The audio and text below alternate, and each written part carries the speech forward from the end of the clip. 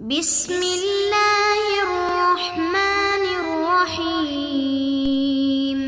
السلام علیکم محترم سامعین اور عزیز طلبہ کرام، امید کرتا ہوں کہ آپ تمام احباب خیر و عافیت سے ہوں گے۔ آج کا ہمارا سبق نمبر 101 ہے، جس میں ہم شاعر زید الفوارس کو پڑھیں گے۔ ان کا تعارف سنیے گا۔ شاعر علقمہ اور حسان تینوں سفر میں اکٹھے کہیں جا رہے تھے۔ یہ شاعر جو زید ہیں اور علقمہ اور حسان سفر میں اکٹھے کہیں جا رہے تھے۔ راستے میں حسان نے اوس طائی کے گھر جانا چاہا، اپنے دو ساتھیوں کو بھی ساتھ چلنے کے لیے کہا، لیکن یہ انکار کر گئے۔ چنانچہ حسان اوس کے پاس گیا اور یہ بھی بتا دیا کہ میرے دو ساتھی راستے میں ہیں، ساتھ نہیں آئے۔ اوس نے انہیں بلانے کے لیے اپنا بیٹا بھیجا۔ بیٹے نے ساتھ چلنے کے لیے کہا تو وہ تیار نہ ہوئے۔ اس پر ابن اوس نے قسم اٹھائی کہ واللہ میں تمہیں قیدی بنا کر لے جاؤں گا۔ شاعر مذکور جو ہیں زید کو اس پر غصہ آیا، کہ میرے دوستوں کو قیدی بنائے گا، اور اس کا کام کر دیا۔ اس واقعے کی طرف اشارہ کر کے شاعر کہتا ہے کہ میں نے اپنے دوستوں کی عزت رکھی، لاج رکھی، اور میں نے اپنے دوست کے بیٹے کو قتل کر دیا۔ تو آئیے اس کو پڑھتے ہیں اور سمجھتے ہیں۔ وقال زید الفوارس تعل ابن اوس حلفة ليردني على نسوة كأنهن مفائد قصرت له من صدر شولة إنما ينجي من الموت الكريم المناجد دعاني ابن مرهوب على شنء بيننا فقلت له إن الرماح مصايد وقلت له كن عن شمالي فإنني سأكفيك إن زاد المنية زائد۔ ترجمہ کرتے ہیں۔ وقال زید الفوارس، زید فوارس کہتا ہے جو کہ من شعراء الجاہلیہ ہے۔ تعلی ای اقسمہ، تعلی بمعنی اقسمہ، اس نے قسم کھائی ہے۔ ابن اوس، اوس کے بیٹے نے، حلفۃ لیردنی، کہ اس نے ایک ایسی قسم کھائی ہے، لیردنی کہ وہ مجھے لوٹائے گا۔ کہاں پر؟ علی نسوۃ، مجھے ان عورتوں کی طرف، یعنی اپنے گھر کی طرف ضرور لوٹائے گا۔ کأنہن مفائد، گویا کہ ان کی جو عورتیں ہیں وہ مفائد ہیں۔ مفائد کسے کہتے ہیں؟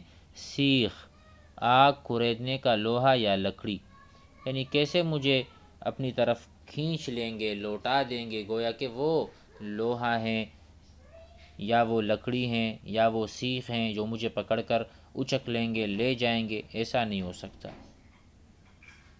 آگے کہتے ہیں قصرت، حبست، منعت، میں نے منع کیا اور میں نے روک لیا۔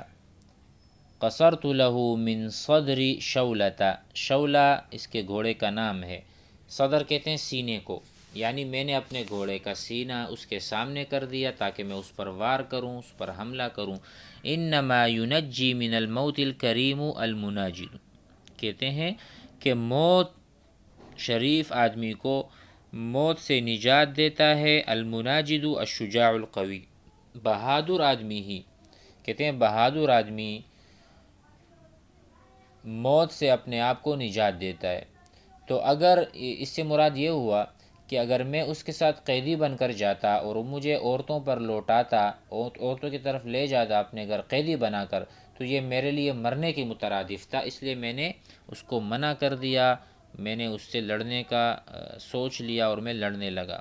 انما نجا، انما گویا کہ ینجی من الموت، موت سے نجات دینے والا کسی بھی شریف کو، المناجد الشجاع، المناجد کا جو لفظی ترجمہ ہے یعنی بہادر اور قوی آدمی کو مناجد کہتے ہیں، ٹھیک ہے۔ اور نجا ینجی تنجیہ، نجات دینا۔ دعانی ابن مرہوب علی شنء بیننا، کہتے ہیں اور علقمہ، ٹھیک ہے، ابن مرہوب نے مجھے دعوت دی صلح کی۔ دعانی استغاثہ، مجھے دعوت دی، دعا یدعو، یا مجھ سے مدد طلب کری۔ ابن مرہوب، مرہوب کے بیٹے نے، علی شنء بیننا، شن کہتے ہیں شنآن بیننا، یعنی بغض کو کہتے ہیں عربی میں۔ علی بغض بیننا، جو ہمارے درمیان بغض، تو کہا کہ بھئی صلح کر لو۔ فقلت له، تو میں نے اس سے کہا، ان الرماح مصائد، کہا جو ہم دونوں کے درمیان تھی اس میں ہم صلح کر لیں، تو میں نے کیا کہا، تو میں نے ان سے کہا کہ ڈرو مت، کیونکہ نیزے شکار گاہیں ہیں، کبھی ان کے اس کے ذریعے شکار ہوتا ہے اور کبھی آدمی خود اس کا شکار ہو جاتا ہے۔ آپ کے پاس بھی نیزہ ہے، میرے پاس بھی نیزہ ہے۔ ان الرماح جو نیزے ہیں، مصائد مسیدہ، ٹھیک ہے، اس سے بندہ شکار کرتا بھی ہے اور کہیں نہ کہیں خود شکار بن بھی جاتا ہے، تو میں صلح نہیں کرتا۔ وقلت لو کن عن شمالی، اور میں نے ان سے کہا کہ میرے بائیں جانب ہو جاؤ، کیونکہ دائیں جانب میں نیزہ چلاتا رہا ہوں، ٹھیک ہے، میں دائیں جانب کیا ہے، میں نیزہ چلاتا رہتا ہوں، ان قریب میں کافی ہو جاؤں گا تیرے لیے اگر کوئی ہٹانے والا موت کو ہٹا سکے۔ کہتے ہیں فَإِنَّنِي سَأَكْفِيكَ، میں تیرے لیے کافی ہو جاؤں گا، اِذَا زَادَ الْمَنِيَّةَ زَائِدُ، اگر کوئی موت کو آگے لے جانے والا ہو یا ہٹانے والا ہو، تو کہتے ہیں تو میں بھی تجھے بچا لوں گا، اگر تیری قسمت میں موت مقدر ہو چکی ہے تو پھر میں معذور ہوں گا، یعنی میں آپ کی دفاع میں آؤں گا اگر آپ میرے بائیں جانب کھڑے ہوں گے، کیونکہ میں دائیں جانب سے وار کرتا ہوں دشمن پر۔ سأکفیک، میں آپ کے لیے کافی ہو جاؤں گا، ان زاد المنیت زائدو، اگر کوئی موت کو دور ہٹانے والا ہو اور کوئی ہٹا سکے، وگرنہ اگر موت اٹل فیصلہ ہے آپ کے لیے اور آپ کو موت آنی ہے تو میں پھر آپ کو نہیں بچا سکتا۔ مزید آگے بڑھتے ہیں۔ وقال الرقاد ابن المنذر لقد علمت عوذ وبهثة أنني بوادي حمام لا أحاول مغنما ولكن أصحابي الذين لقيتهم تعادوا سراعا واتقوا بابن أزنم فركبت فيه إذ عرفت مكانه بمنقطع الطرفاء لدنا مقوما ولو أن رمحي لم يخن انكساره جعلت له من صالح القوم توأما ولو أن في يمنى الكتيبة شدتي إذا قامت العوجاء تبعث مأتما۔ یہ کہتے ہیں قبیلہ عوذ اور بہثہ نے جان لیا کہ میں وادی حمام میں غنیمت کا ارادہ نہیں رکھتا تھا۔ لقد علمت عوذ، قبیلہ عوذ نے بھی جان لیا، اس کو علم حاصل ہو گیا، وہ بہثہ بھی، اننی بوادی حمام، وادی حمام میں کچھ ارادہ نہیں رکھتا، لا احاول، میں کوشش نہیں، حاول یحاول کوشش کرنا، مغنما کسی غنیمت کی میں کوشش نہیں کر رہا، تو ان کو اس بات کا علم ہو چکا ہے۔ وَلَكِنَّ أَصْحَابِ الَّذِينَ لَقِيتُهُمْ، لیکن میرے وہ ساتھی جن سے میری مڈ بھیڑ ہوئی وہ تیزی کے ساتھ بھاگنے لگے، وہ جو میرے دشمن تھے، اصحابی اعدائی، دشمن، الَّذِينَ لَقِيتُهُمْ الَّذِينَ حاربت معهم، ان سے میں نے حرب کیا، میں نے قتال کیا، مجادلہ، تعادوا سراعا، وہ بہت جلد لوٹے، تیزی سے، تعادوا ای فروا، فر یفر، فروا سراعا مسرعین، واتقوا بابن ازنم،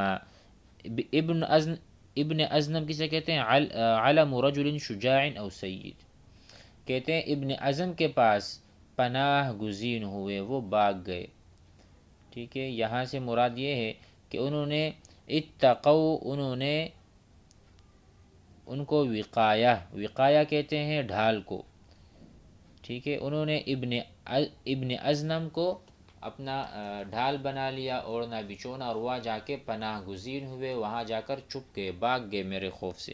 فرکبت فیہ اذ عرفت مکانہ، تو میں نے ابن ازم میں اپنا سیدھا لچکدار نیزہ پیوست کر دیا جب میں نے اس کی جگہ پہچانی جو واقع ہے۔ کہتے ہیں فرکبت ای وضعت، تو میں نے رکھ دیا اور ڈال دیا، فیہ اس جگہ پر، اذ عرفت مکانہ، جب مجھے پتہ چلا کہ ابن ازنم کی کون سی جگہ ہے، تو وہاں کے لیے میں تیار ہو گیا اور اپنے نیزہ میں نے لچکدار اٹھا لیا۔ بمنقطع الطرفاء لدنا مقوما، اس کا ترجمہ ہے کہ جب میں نے جگہ پہچانی جھاؤ کے درخت کے اختتام پر، یعنی جہاں جھاؤ کے درخت ختم ہوتے ہیں وہاں اس کا گھر ہے۔ منقطع الطرفہ کہتے ہیں راستے کے ختم ہونے کو، لدنا لینا مضطربا مقوما قویم کو کہتے ہیں، یعنی الطرفا جاؤ کا درخت کو کہتے ہیں، جاؤ کے درخت کو، لدنن مقومہ سیدھا لچکدار نیزہ، ٹھیک ہے، تو میں نے ان کے لیے نیزہ تیار کر رکھا تھا۔ وَلَوْ أَنَّ رُمْحِي لَمْ يَخُنْ انْكِسَارُهُ، اور اگر میرا نیزہ ٹوٹ کر مجھ سے خیانت نہ کرتا، رمحی میرا نیزہ، لم یخنی اگر میرے ساتھ خیانت نہ کرتا، غدر نہ کرتا، انکسار اس کا ٹوٹنا، میرا نیزہ ٹوٹ گیا، جعلت له من صالح القوم توأما، تو میں قوم کے سردار سے اس کا جڑواں بناتا، یعنی اگر نیزہ سالم رہتا تو میں اس کی طرح ایک اور کو بھی مار دیتا۔ توأما کہتے ہیں جڑواں کو، جڑوے کو، توأم، ہادہ توأم، یہ اس کا جڑواں ہے، اس کا جیسا ہے، تو کہتے ہیں میں نے ایک کو تو قتل کر دیا، دوسرے کو بھی میں کر دیتا قتل، اگر میرا نیزہ مجھے دھوکہ نہ دیتا اور وہ ٹوٹتا نہیں۔ وَلَوْ أَنَّ فِي يُمْنَى الْكَتِيبَةِ شَدَّتِي، اور لشکر کے میمنہ پر اگر میرا حملہ ہوتا، یمن الکتیبہ، کتیبہ کہتے ہیں جیش کو، لشکر کو، اگر لشکر کے دائیں جانب میرا حملہ ہوتا، شدتی ای الحملہ، الہجوم، الحجم، وکذلک نقول نحن حجم علیہ حجمتا، طیب، وشد علیہ الاغارہ، اگر اغارہ کرتے اور اس پر حملہ نہ ہوتا میرا، اذن قامت العوجاء تبعث مأتما، تو کہتے ہیں اگر اس کا میں حملہ کرتا، اس وقت اس کی ٹھیڑی ماں ماتم و نوحہ گری برپا کر دیتی، اور یہ اس لیے کہ شاعر کے نیزے سے ابن اعظم مرا نہیں تھا بلکہ زخمی ہو کر لشکر کے میمنہ پر داخل ہو گیا تھا، تو شاعر کہتا ہے کہ اگر میمنہ میں داخل ہونے کا موقع ملتا تو میں اس کو موت کے گھاٹ اتار دیتا،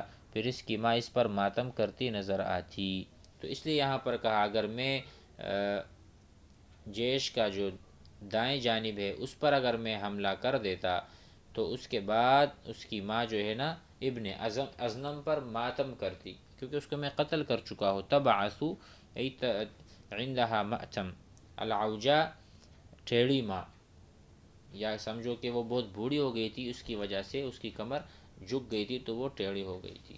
امید ہے کہ آج کا سبق بھی آپ حضرات کو سمجھ میں آ گیا ہوگا۔